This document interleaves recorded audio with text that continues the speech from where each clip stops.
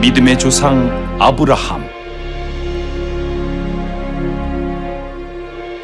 약속의 사람 이삭,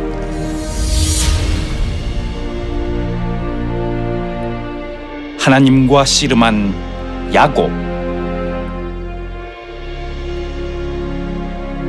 하나님 마음에 합한 사람 다윗. 이 모든 것이 예수 그리스도의 계보.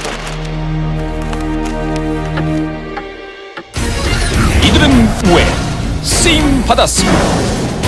이들은 왜 계보에 속하였는가? 그리스도의 계보 속에 숨겨진 축복의 비밀을 밝혀보자.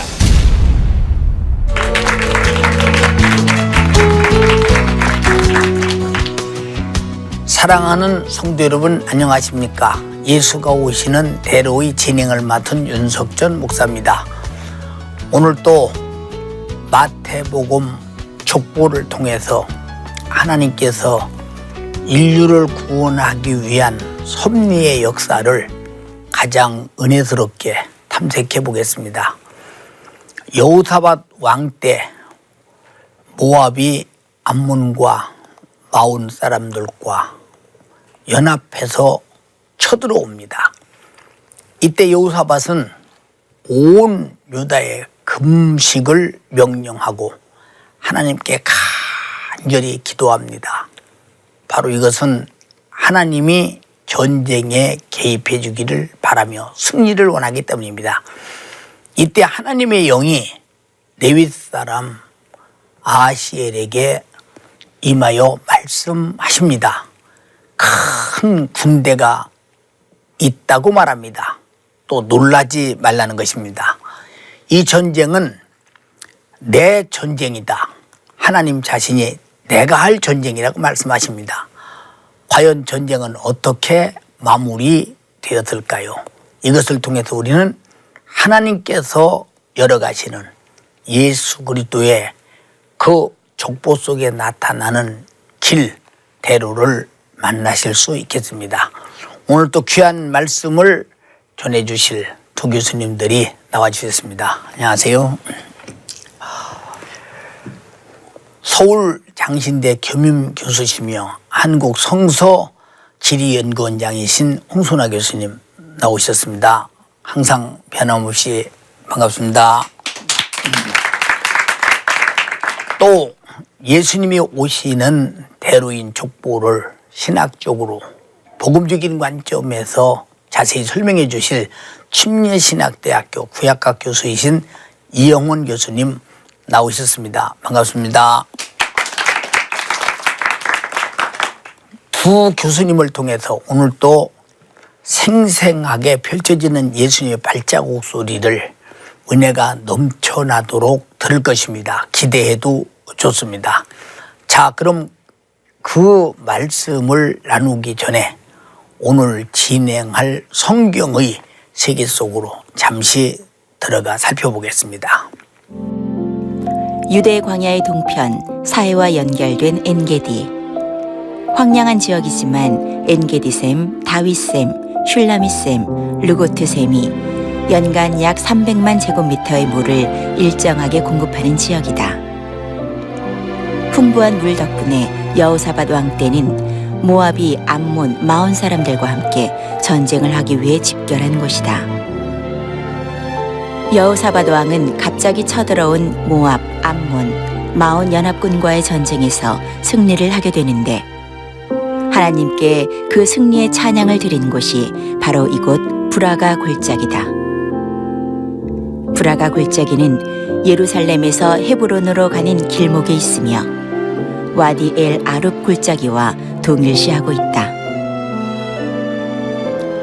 여호사밧 왕은 하나님의 은혜로 전쟁에서 승리한 후 이스라엘 백성들을 다시 모아 브라가 골짜기에서 하나님을 찬양했고 지금까지도 이곳은 축복의 골짜기로 불리고 있다.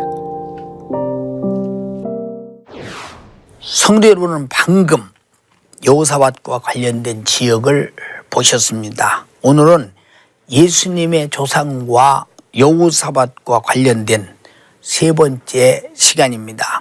지난 시간에 북이스라엘과 그리고 남유다 그리고 에돔 연합군이 모압과 전쟁한 사건에 대해서 말씀을 드렸습니다. 그중 에돔은 야곱의 형 에서의 자손들로서 이스라엘 자손들과 적대적 관계를 맺었고 그리고 모압과 연합해서 여호사밧 왕을 치러 지금 쳐들어오고 있습니다. 이 에돔에서 당시 살던 땅이 세일산인데요. 우리는 세일산 많이 들어보는 것입니다. 홍 교수님, 우리 지리적으로 세일산이 어딘지 좀 말씀해 주세요. 예, 세일산은 또 다른 곳에는 그냥 세일 땅이라고도 되어 있습니다. 예. 먼저 결론부터 말씀드리면 에돔에 있는 산악지대다 그렇게 이해하시면 되겠습니다. 그냥 세일산 그러면 에돔 지역의 산악지대를 이야기한다. 조금 더 이제 그 풀이를 해드리면 이제 그 동쪽은 당연히 사막지대고요. 서쪽은 그 유명한 아라바 광야입니다. 그 사해부터 아카바만까지. 그리고 제일 북쪽은 사해가 끝나는 지점에 그 유명한 세례 시내 있지 않습니까? 이스라엘 민족이 출애굽해서 가데스바네에서 38년 걸려서 갔던 그 세례 시내. 그것을 이제 그 현지 말로는 와디 엘 하사라 그럽니다. 그러니까 사해 남쪽 지역이죠. 거기서부터 남쪽에 와디 히즈메라고 하는 곳이 있습니다. 그 지역까지를 이야기합니다. 목사님 아시지만 그 굉장히 높은 산맥이 계속되지 않습니까? 그렇죠. 저는 그 성지를 다닐 때 꼭 뭐 GPS를 갖고 다니니까 고도를 재며 다닙니다. 그런데 한 번은 그 이제 왕해대로 그쪽을 자동차를 타고 가는데 제가 이렇게 보다가 그냥 길을 가는데 갑자기 이거 기계가 좀 실수한 거 아니야? 그랬더니 그 길인데 세상에 해발 1700이 나와요. 그 정도로 높습니다. 또 어디 가면 뭐 1300도 나오고요. 그리고 아시는 대로 그 뭐 너무 많이 가보셨지만 페트라 옆에 호르산으로 추정되는 지역이 있지 않습니까? 예, 예. 거기에 그 가면 높은 지대지만 호르산 같은 경우는 해발 1330m입니다. 그래서 이곳은 그 에서가 또 자기 에돔 족속과 더불어 그 지역에 원래 호리 족속이 살고 있는데 그 사람들에게 그 땅을 빼앗고 그때부터 계속됐기 때문에 이제 세일산 또 세일 땅은 그 요르단 남쪽 지역의 산악지대를 이야기한다. 그렇게 간단히 이해하시면 되겠습니다. 충분히 우리 성도들이 이해했으리라고 믿고 성경을 읽을 때도 그 점을 유의해서 읽으시면 더 큰 은혜가 되리라고 생각이 됩니다. 여호사밧이 남유다와 북이스라엘 그리고 에돔 연합군이 이렇게 모압을 쳐서 이긴 후 이번에는 모압이 연합군을 이뤄서 여호사밧을 공격해 옵니다. 이때 이제 모압 연합군이 도착한 곳이 엔게디. 엔게디는 이 말 들어서 잘 알게 됩니다. 엔게디는 이 시간에 여러 번 나온 성지 중에 한 곳이요. 또 설명도 해드렸습니다. 그만큼 예수님의 대로가 이렇게 열려오는 곳에 걸어오는 곳에 중요한 사건이 많이 일어나는 곳이기도 합니다. 홍 교수님, 여호사밧과 관련된 이 엔게디는 어떠한 엔게디 어떤 곳인지 좀 설명해 주시겠어요? 네, 성경에서 이 지명이 제일 어려운 것 중에 하나는 같은 곳인데 다른 이름으로 불려지는 것이죠. 예. 저는 그래서 이것을 이제 이명동지라고 합니다. 이름은 다르지만 같은 곳이다. 예. 그래서 이제 그 이 사건에도 나오지만 하사손 다말입니다. 그런데 이 하사손 다말이 엔게디의 그 다른 이름입니다. 그런데 이것은 그 N자가 들어가면 벌써 샘물이거든요. 새끼 염소의 그 샘이라고 하는데 참 전 이곳을 참 좋아합니다. 그리고 정말 뭐 가보면 특이합니다. 그 황량한 사해 그 서쪽에 그 절벽 쭉 계속되는데 갑자기 녹지대가 나오지 않습니까? 오아시스죠, 그야말로. 예, 오아시스인데 여기를 가보면 사실은 뭐 가보셨지만 그 골짜기가 2개입니다. 예. 그래서 이제 그 남쪽이 와디 아르고트라고 하고요. 예. 사실은 더 중요한 게 북쪽에 있는 그 골짜기인데 거기를 와디 다엣이라 그럽니다. 네. 참 예수님의 그 조상인 그 다윗의 그 이름이 있는 와디죠. 그래서 여기는요 그 네 곳에 중요한 샘이 있어서 물들이 계속 흐르고 있고 폭포들까지 여러 개가 있습니다. 별세상 같아요. 그 중에 제가 제일 좋아하고 기억하는 게 이제 폭포 하나가 바로 이제 다윗 폭포입니다. 그래서 제가 그 여러 번 그 다윗 폭포에 혼자 가가지고 묵상도 하고 그리고 신기함을 느꼈습니다. 참 예수님의 족보에 나와 있는 그 예수님의 조상 다윗이 이곳에서 있었기 때문에 사람들이 이름을 붙였다. 아시는 대로 사울왕의 그 핍박 이업으로부터 도망 다니던 곳 그리고 구울 사건이 있던 그것이 바로 그곳입니다. 그래서 이곳은 참 신기한 게 그 사해는 해저 400m 정도 아닙니까? 근데 여기는 한 200m 더 높아서 해저 200m에 있는 그야말로 대형 오아시스로서 뭐 동식물의 그 다양함이 있는 정말 신비한 곳입니다. 그런데 이곳이 그것 때문에도 중요하지만 더 중요한 건 바로 통로입니다. 이 지역에서부터 이제 그 유대 지방 조금 더 올라가서 그 서쪽으로 올라가면 예루살렘 아래쪽에 있는 드고아 쪽으로 가는 통로이기 때문에 그래서 그 자체도 중요하지만 통로의 역할을 하기 때문에 이 정말 예수님의 그 대로와 연결되는 그러한 중요한 장소가 되었습니다. 우리가 사막을 계속 차를 타고 가거나 길을 걷게 될 때 갑자기 폭포가 쏟아진다고 한다면 와 소리가 절로 이제 나오겠죠. 그런 그 상황을 연상하게 되면서 그곳에서 예수님의 참 조상인 다윗이 사울과 치열한 그 속에서 참 서로 작전도 가졌고 또 숨기도 하고 도망하기도 그런 장소였고 광야에서 그렇게 생명이 그 약동하면서 푸른 그 들판처럼 보이는 걸 바라보면서 별천지 새로운 세계에 온 것 같지 않습니까? 바로 우리가 예수 믿고 나서 이 하나님 말씀 은혜 받고 성령이 충만하고 거듭나면 이 세상이 무엇인가 새롭게 보이는 것처럼 그건 다 경험했을 것입니다. 이렇게 바로 그런 사막에서 그런 것과 같은 그 눈에 보이는 그런 장소가 아닌가 싶으면서 예수 그리스도를 다시 한번 연상케 하기도 합니다. 엔게디에서 이렇게 여호사밧왕과 관련된 이런 그 사건들이 있는데 어떤 사건이 있는지 우리 이 교수님께서 좀 말씀해 주시겠어요? 역대하 20장 1절부터 2절에 의하면 여호사밧 왕이 유다를 통치하고 있을 때 모압, 암몬, 마온 사람들이 함께 와서 유다와 전쟁을 하기 위해서 집결한 곳이 엔게디라고 소개합니다. 아름다운 샘이 있는 그러한 곳이지만 아마 그 전쟁의 상황에 여호사밧 왕은 상당히 당황스러웠을 것입니다. 그러나 믿음의 사람, 하나님의 절대 주권을 인정하는 여호사밧 왕 기도의 사람은 그 두려운 때에 그냥 당황하지 않고 여호와께 낯을 향하고 간구했다고 성경은 기록하고 있습니다. 자기만 그렇게 기도하고 간구한 게 아니라 온 백성들에게 금식을 명하고 또 유다 사람들이 여호와께 도움을 구하려고 모든 성읍에서 와서 기도 운동을 일으키게 됩니다.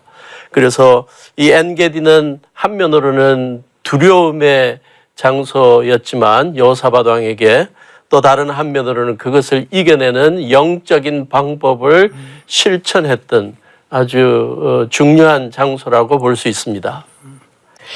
우리가 여호사밧 왕이 이렇게 사실 이런 그 관계 속에서도 하나님을 의지하고 하나님께 기도하여 하나님께서 항상 일하시게 하는 모습을 바라보면 우리에게도 무슨 두려움이나 어려움이 있을 때마다 예수께서 나에게 무엇이든지 내 이름으로 구하라 내가 시행하리라 말씀하신 것은 우리를 적극적으로 자기 명예를 걸고 돕고자 하는 하나님의 그 절대적 뜻이요 우리를 사랑하시는 우리 주님의 섭리니만큼 여호수아와 같이 우리도 어떤 문제가 있든지 무엇이든지 하나님께 기도해서 우리는 어떤 어려움도 극복하고 이겨내는 그 신령한 복이 있었으면 좋겠다 싶으면서 예수 그리스도를 다시 한번 생각하게 하는 그 길에서 주님을 만나는 것 같은 그런 의미가 있지 않나 싶습니다. 지금 또 우리 방청객들 중에서 두 분 교수님들께 질문이 있다고 합니다. 들어보겠습니다. 교수님께 여쭤보겠습니다. 성지에 토기들이 많이 나온다고 하는데 왜 그 토기를 중요시 여겼는지 그것이 궁금합니다. 네, 중요한 질문을 하셨는데 우리가 장소들을 연구할 때 제일 중요한 게 토기입니다. 그래서 발굴을 하지 않아도 이제 지표조사라고 그 장소를 기본적으로 조사할 때 제일 중요한 게 어느 시대에 사람이 살았냐 하는 건데 그게 바로 토기입니다. 그래서 이렇게 고고학 보고서를 보면 어느 시대에 토기가 나왔으며 되게 많은 장소들이 그 정도로 끝납니다. 그럼 토기가 왜 중요하냐?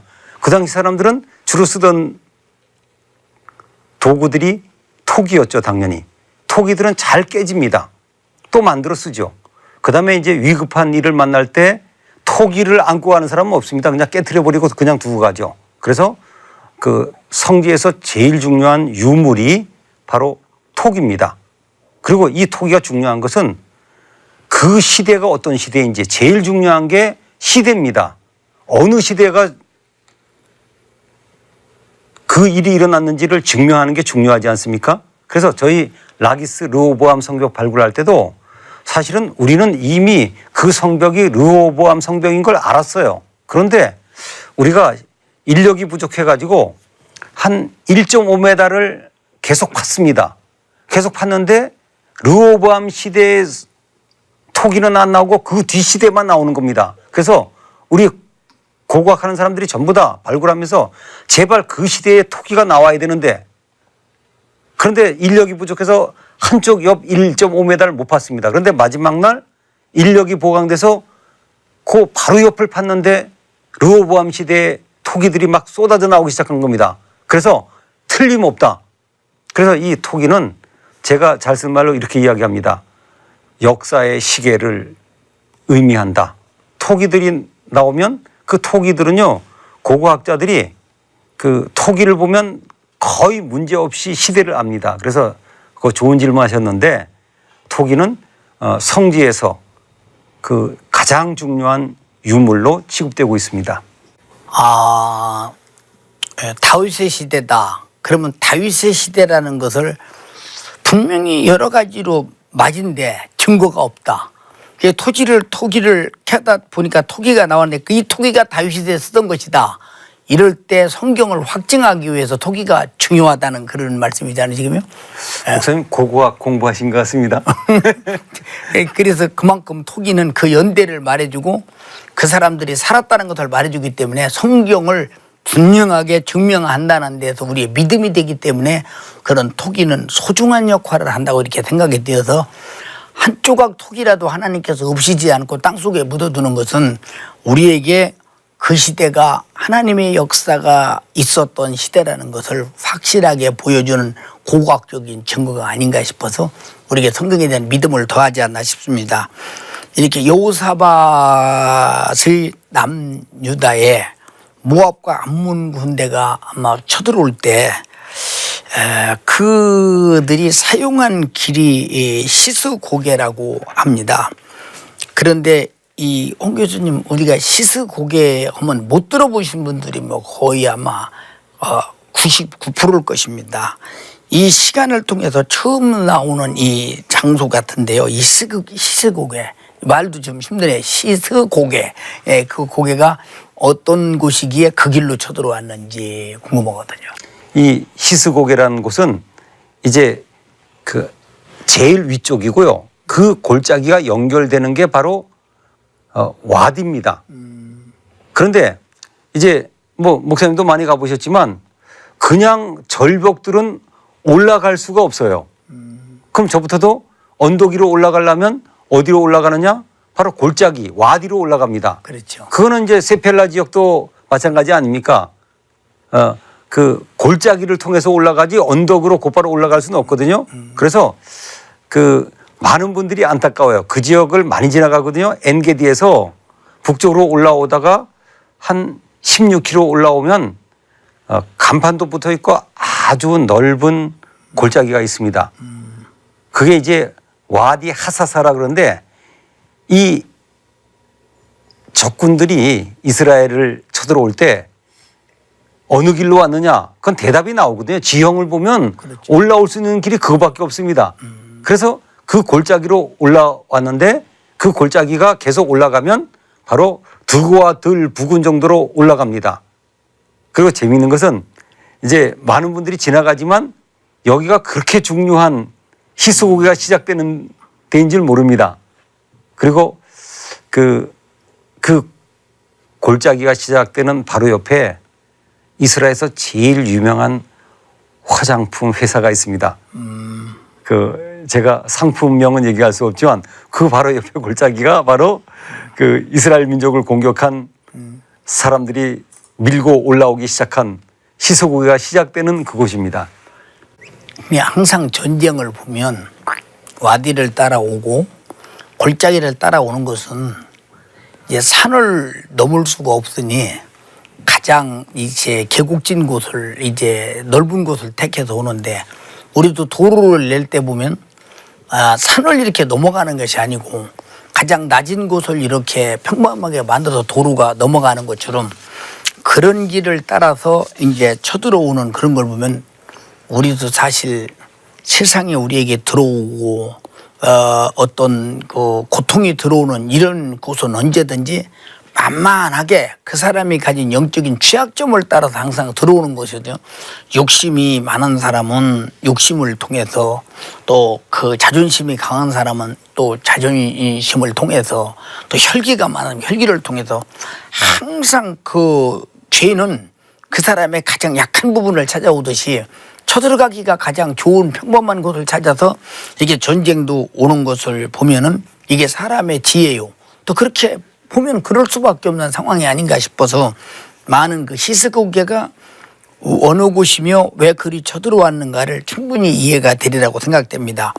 이 히스고기에서 모압과 암몬 그리고 마온 사람들과 전쟁을 하게 된 여호사밧 왕에게 여호와의 영이 스가랴의 아들 야하시엘에게 임하게 됩니다.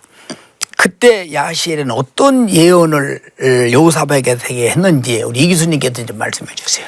네, 여호와의 영이 야하시엘에게 임해서 유다 백성들의 사기를 북돋아 주었다라고 그렇게 말하는데요. 예. 정확하게 그 성경의 내용을 읽으면 너희는 이 큰 무리로 말미암아 두려워하거나 놀라지 말라. 이 전쟁은 너에게 속한 것이 아니고 하나님께 속한 것이다. 내일 너희는 그들에게 내려가서 시스고기로 올라갈 때 너희가 골짜기 어기 여루엘 들 앞에서 그들을 만나게 될 것인데 이 전쟁에는 너희가 싸울 것이 없다. 대열을 이루고 서면 너희와 함께 한 여호와가 구원하는 것을 볼 것이다. 라고 해서 전쟁에 임하는 여호수아 왕과 그 유다의 백성들을 격려하는 그러한 예언을 하고 있습니다. 이 전쟁의 사건이 신학적으로 또 중요한 의미를 갖고 있다고 생각되는 것은 구약에서 여호와의 영이 야하시엘에게 임했다라는 구체적인 표현이 있습니다. 성령의 역사가 구약에서 구체적으로 드러나고 있는 사건 가운데 하나로 표현되고 있어서 굉장히 의미 있는 기록이라고 생각되고요. 여호사밧 왕의 전쟁에 성령께서 기도 응답으로 그 백성들을 격려하고 위로하는 것을 볼 때 예수님이 이 땅에 성령으로 잉태하여 오셔서 하나님의 나라를 전하시고 그를 믿는 자들에게 승천하시기 전에 성령을 약속하셨고 그 성령이 바로 위로의 영이라는 사실을 생각할 때 이 사건도 예수님의 대로를 미리 보여주는 예수님의 또 역사를 보여주는 중요한 사건이 아닌가라고 생각해 볼 수 있을 것입니다. 한 대목 한 대목이 예수님이 오시는 길의 족보, 예수님의 발자국 소리가 참 안 들리는 곳은 없는 것 같습니다. 그래서 아마 예수님의 족보가 이렇게 귀중하지 않나 싶습니다. 이 전쟁에서 여호사밧과 그리고 그 유다 군사들은 이제 드고야 광야로 이렇게 나갔습니다. 그리고 하나님의 도움으로 이제 시스국의 골장 모퉁이에서 이제 하나님이 전쟁하심으로 승리를 하게 됩니다. 그리고 승리한 후에 부락과 골짜기에 모여서 아주 여호와를 흥겹게 찬양했습니다. 하나님이 이겨주셨으니 찬양 안 할 수 없겠지요. 자기들의 생각으로는 그 군대가 두렵고 무서웠지만 하나님께서 전쟁에 승리하게 해주신 것을 이제 하나님께 영광을 올려드리고 하나님이 전쟁을 승리했습니다라는 의미로 찬양을 올려드립니다. 이 두고와 광야와 이 부락과 골짜기는 어떤 곳이기에 이렇게 모여서 찬양하게 되고 이런 일이 벌어졌는지 좀 설명해 주시겠어요? 예, 먼저 이제 드고아에 대해서 말씀드리겠습니다. 예. 드고아들이라고 하는 것은 드고아 부근에 있던 벌판이다. 네. 그렇게 보시기 때문에 그 부근은 알 수 있지만 정확한 지점 모르고 드고아만 알면 그 부근으로 알 수 있습니다. 드고아는 그 베들레헴에서 남쪽으로 한 9.6km 정도 떨어진 곳에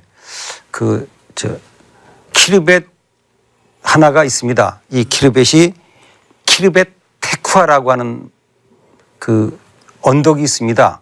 언덕이 있는데 이곳은 팔레스틴 지역이고 조금 방문하기가 어려운 지역에 있습니다. 그곳이 드고아인데요. 그 부근에 그 들을 그 성경은 드고아 들인데 드고아 부근의 들 그렇게 보시면 되겠습니다. 그래서 아마 여루엘과 같은 곳이 아닌가 그렇게 생각합니다. 그리고 이제 그 브라가 골짜기라는 골짜기가 어딘가? 이곳은 이제 예루살렘에서 남쪽으로 내려가면 헤브론이 있지 않습니까? 예. 그 헤브론 가기 직전에 좀 작지만 예쁜 골짜기가 있습니다. 여기를 와디 엘 아룹이라고 하는데 그 골짜기를 이제 많은 학자들은 요 부근이 바로 이스라엘 민족이 이야기한 그 브라가 골짜기다. 물론 표지판도 없고요. 내려가다가 이제 아는 분들은 그 예쁜 골짜기가 있습니다. 그래서 요 골짜기가 바로 그 이스라엘 민족이 그 찬송을 부른 그 브라가 골짜기다. 그렇게 생각하고 있습니다. 그래서 이제 베들레헴 남쪽 지역 헤브론과 그 사이에 있는 그 지역을 바로 드고아들 그리고 브라가 골짜기다 그런다 그렇게 이해하시면 되겠습니다. 이제 큰 들에서 골짜기가 있다고 하는 것을 우리가 이해가 되는데요. 우리가 이렇게 성서 지리를 이렇게 말씀해 드리는 것은 성경이 하신 말씀이 지금 사실 현지에 그대로 지금 보존돼 있다. 그리고 실존해 있다는 것을 말씀드리고자 해서 이 성서 지리학이 그만큼 성경을 대변하는데 사실이라는데 우리에게 신뢰와 믿음을 주는 것이기 때문에 꼭 우리는 어떤 그 골짜기나 어떤 성지의 이름이 있어도 어떤 사건이 일어났나 하는 것은 성경과 맞으냐 틀리냐 이것이 이제 더 성서 지리학에 우리에게 주는 큰 신뢰성이 아닌가 이런 생각이 듭니다. 이 교수님 그 여호사밧이 이렇게 드고아 골짜기 다시 말해서 드고아에 있는 브라가 골짜기에서 있었던 전쟁에서 보여준 그 모습 속에 담겨진 참 하나님을 찬양하고 승리 영광을 돌린 그 모습 속에서 나타나는 예수가 이 땅에 오시는 대로의 지표가 있다면 무엇일까요?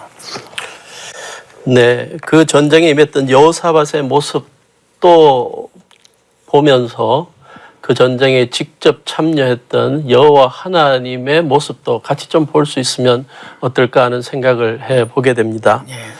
하나님께서는 그 전쟁에 임하는 여호사밧과 유다 백성들에게 예언을 통해서 이 전쟁은 너희들의 것이 아니라 나의 것이라는 걸 분명히 선포하셨고 그래서 하나님께서 그 백성들에게 전쟁에 승리를 주실 것을 약속하셨고 그것을 믿고 여호사밧 왕은 군사들을 앞세우기 전에 성가대원들을 앞세워서 하나님을 찬양하고 감사하는 마음으로 나아가는 믿음에 순종하는 모습을 보였고 그것에 또 하나님께서는 복병을 보내가지고 연합군들을 물리치는 기적을 이루어 주시는 전쟁이었습니다. 이 전쟁은 하나의 전쟁으로 끝날 수도 있지만 이 전쟁에서 이루어지는 걸 보면 예수님께서 구세주로 이 땅에 오셔서 보여주시고 가르쳐주시고 강조하셨던 것과 굉장히 연관되지 않느냐, 예표가 되지 않느냐 하는 생각을 해보게 됩니다. 예수님을 따르는 제자들과 모든 성도들이 매일매일 사실은 영적으로 전쟁을 하며 살아간다고 할 수 있는데 제가 볼 때는 그러한 영적인 전쟁 가운데 주님께서 가장 중요하게 생각하는 전쟁은 믿지 않는 자들에게 복음을 전하는 복음 전파의 그러한 영적 전쟁이라고 생각합니다. 그러한 것을 예수님께서 제자들에게 명령하실 때 먼저 여호사밧 왕에게 하셨던 것처럼 이 전쟁은 너의 것이 아니라 나의 것이라고 하신 것처럼 예수님이 마태복음 28장에 보면 하늘과 땅의 권세를 다 내게 주셨다. 그래서 예수님께서 그러한 것을 믿고 계셨습니다. 이 세상의 모든 권세가 우리 주님께 있다는 걸 선포하시고 그 다음에 명령하십니다. 너희는 가서 모든 족속으로 제자를 삼아 아버지와 아들과 성령의 이름으로 침례를 주고 내가 너희들에게 분부한 모든 걸 가르쳐 지키게 하라 라는 명령을 주십니다. 그래서 믿음으로 나아가게 하십니다. 그래서 나아갈 때 예수님께서 세상 끝날까지 함께 하신다는 약속을 하셨고 그건 성취되고 있고 실현되고 있고 또 마가복음에 의하면 너희는 온 천하에 다니며 만민에게 복음을 전하라 믿는 자들에게는 표적이 따르게 하겠다. 그리고 이 표적이 시시때때로 실현되고 있는 걸 보여주셨는데 여호사밧과 그 백성들이 경험한 그 전쟁이 아마 예수님의 사역과 또 예수님의 제자들의 사역에 그대로 다 성취되고 있는 건 아닌가 그렇게 생각해 볼 수 있다고 봅니다.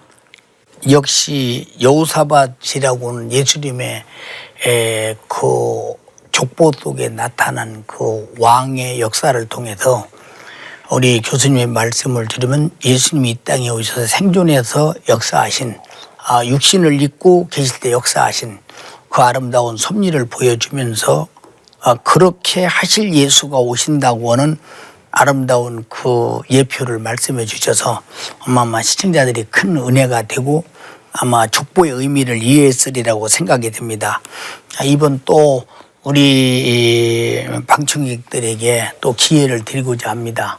또 묻고 싶거나 아니면 또 의문이 있으면 자세히 한번 여쭤보시기 바랍니다. 이 교수님께 여쭤보겠습니다. 여호사밧 왕은 예수님이 오시는 대로 속에 어떤 역할을 한 왕인지 궁금합니다. 네, 여호사밧 왕은 지난 몇 시간에 걸쳐서도 중간중간에 언급한 바 있지만 구약의 유다의 왕들 가운데 가장 훌륭하고 선하고 하나님 앞에 정직한 왕 가운데 한 명으로 소개되고 있습니다. 특별히 하나님 앞에 어려움이 있을 때마다 하나님의 뜻을 찾기 위해 기도했던 훌륭한 신앙의 왕으로도 묘사됩니다. 그런데 역대하 17장에 보면 그러한 모든 선한 것을 다 종합해서 어떻게 평가하고 있냐면 그의 조상 다윗의 처음 길로 행해서 바알들을 섬기지 않았다. 늘 그의 아버지 하나님께 구했다. 늘 계명을 따라 살려고 노력했다. 그러한 신앙적인 왕으로 묘사하고 뿐만 아니라 백성들을 정의롭게 또 인권을 유린당하지 않고 살도록 항상 사법제도를 바로 세우기 위해서 지방 곳곳마다 훌륭한 재판관들을 보내서 하나님 앞에서 바르게 재판하도록 가르친 그런 사법적으로도 아주 훌륭한 제도를 만들었고 또 곳곳마다 훌륭한 율법사들을 보내서 온 백성들이 하나님의 말씀 따라 살도록 가르치는 이러한 일들을 행했습니다. 이러한 일들 때문에 하나님께서 그 여호사밧 왕을 축복해 주셨다고 언급합니다. 그의 손이 견고하게 하셨다. 부귀와 영광을 얻게 하셨다. 주위의 나라들이 감히 침범을 못하게 하셨다. 주의 나라들을 위해 높이게 하셨다. 그런 표현들을 해주고 있습니다. 그래서 이러한 여호사밧의 삶을 보면 수백 년 후에 이 땅에 주님으로 오신 우리 예수님의 삶과도 굉장히 연관이 있지 않냐 하는 생각을 해보게 됩니다. 예수님이 이 땅에 오셔서 가는 곳곳마다 복음을 전하시고 하늘나라를 전하시고 병든 자와 연약한 자들을 고치시고 귀신 들린 자를 고치시고 죄인들을 용서해 주시면서 그들이 전인적으로 하나님의 백성으로서 복을 받고 살아갈 수 있도록 해 주셨고 또 하나님의 뜻을 가장 올바로 전해 주셨고 결국은 하나님 아버지의 뜻을 따라 십자가까지 지시면서 만민의 구주가 되셨죠. 그러한 예수님에 대해서도 하나님께서 높이셨습니다. 그래서 모든 이름 위에 뛰어난 이름으로 세우시고 만민의 주가 되게 하시고 언젠가는 온 세상을 다스릴 주인으로 다시 오시게 하신다고 높이신다고 약속하고 있는데 이 여호사밧의 그러한 모습이 삶의 모습이 이 나중에 후손으로 오실 예수님의 삶을 미리 보여주는 거 아닌가라고 생각할 수 있습니다.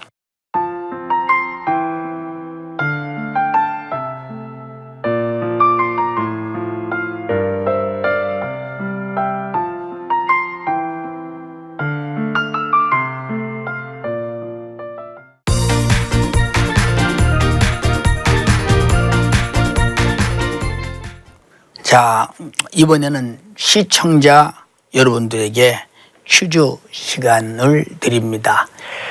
여러분들이 오늘 잘 들으셨으리라고 생각됩니다.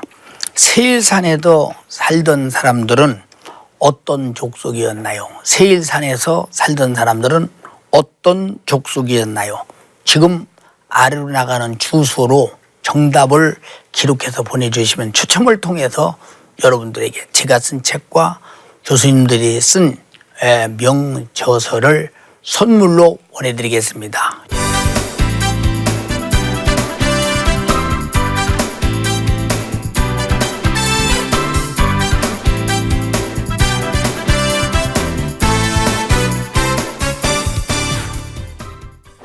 오늘 도 교수님들 말씀 들으면서 오늘 예수님을 만난 것 같았고 우리 인생에 살아가는 길목 속에서 어떻게 살아야 될 것인가를 잘 오늘 말씀해 주셨고 성경을 또 이렇게 고증해 주는 성서 지리학에서 또 오늘 그만큼 우리에게 믿음이 되도록 좋은 설명해 주신 거 오늘 감사드리면서 오늘 참 좋은 시간 되었습니다. 고맙습니다. 예수님의 족보에 나타난 여호사밧, 그는 때로는 불순종을 함으로 금괴를 밀수하다가 결국은 바다에 빠뜨리기도 했습니다. 그러나 그런 실수는 바로 깨닫고 돌아와서 하나님을 다시 섬겼습니다.